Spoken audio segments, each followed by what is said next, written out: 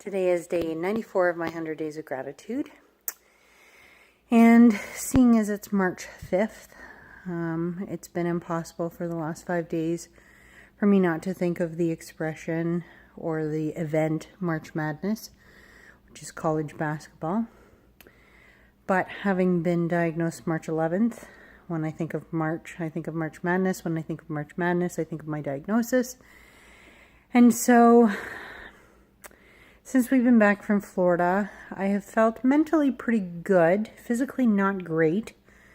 Okay, just not great. But I've been very reflective. I think I made that clear yesterday in yesterday's gratitude video.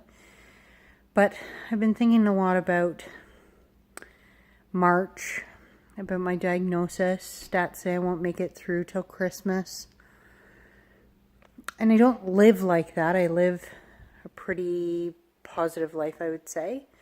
I try not to let cancer stop me from doing things, and I do things that make me scared, which I don't think otherwise do. But March 5th marks the day that a very good friend lost her son.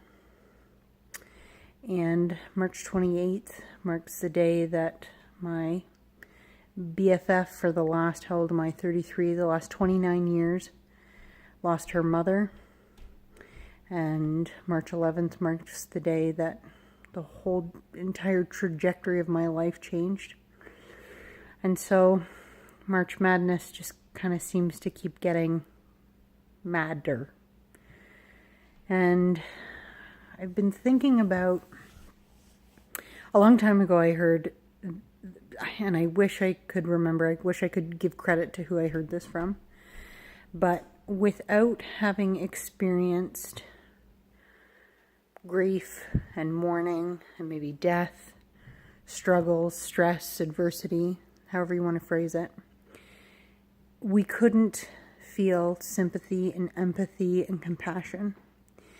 And so today I'm grateful for the days that I struggle, simply because they allow me to be that much more grateful on days that are good. And my good days look a lot different than they used to. A good day now might be leaving the house. Since we got back from Florida, I have not left this house. A good day might be going to the grocery store and making it through all the way through the shop.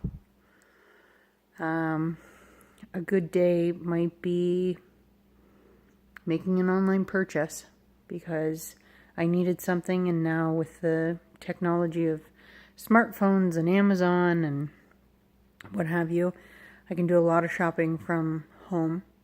A great day might be going and finding alligators in Florida.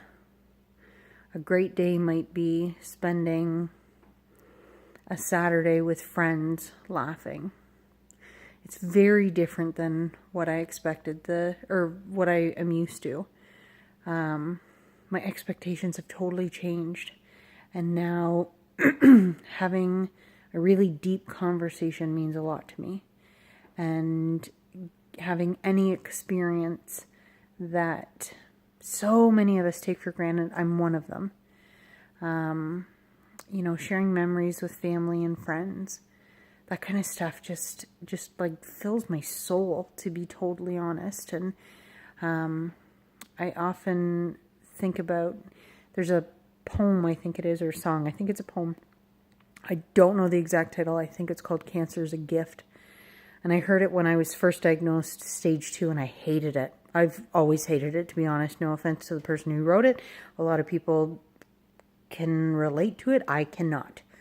As much as I've learned, as many people as I've met, the people who have inspired me, the way that it's changed my life, the gratitude that I have, this might be a very shallow thing to say, but I would give all of that up to rewind to March 10th, 2011, and somehow have the cancer taken out of me. I would lead that naive life like nobody else, if I could avoid having cancer. It's just, I don't know where cancer ends and I begin. I've just totally lost sight of who I am entirely. And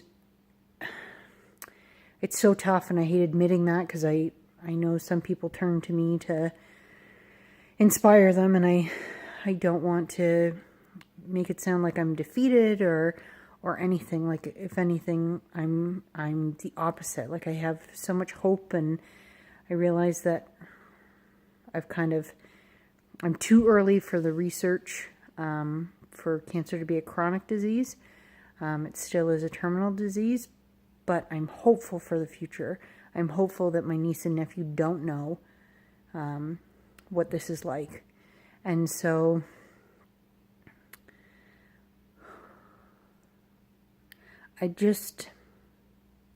these reflective days take a lot out of me, but they also allow me to see how grateful I am and how much I have. And as tough, it hasn't been an excruciatingly, mentally tough day or anything. It's just been a very reflective day.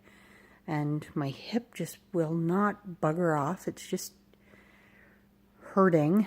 And from where I buggered up my neck from looking the wrong way, because I'm 85, as my oncologist puts it. I don't know, it's bugging me, and I've booked a massage for this week. And anyway, as tough as a healthy person today would have, you'd be done kind of thing, because you'd be like, what is going on? Whereas I just know that I can't rely on my body anymore. So I feel like, doesn't it seem like I'm stoned or something? I don't know. I haven't really slept in the last 8 days, so maybe that's it. I don't know.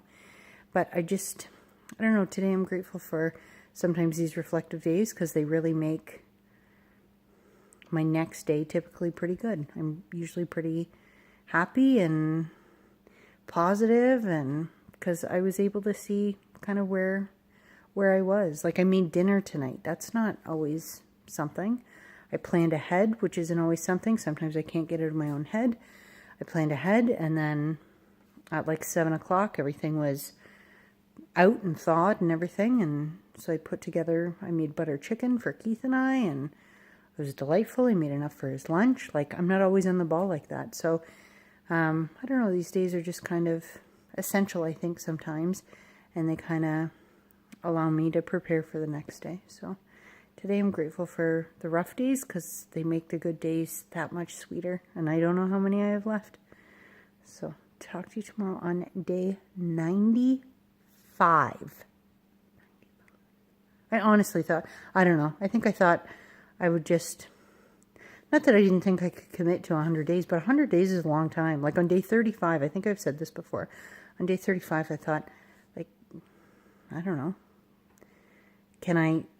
not that I have 1,000 things to be grateful for, but am I going to be able to talk? And at 8.5 minutes, it seems as though that's not a struggle for me.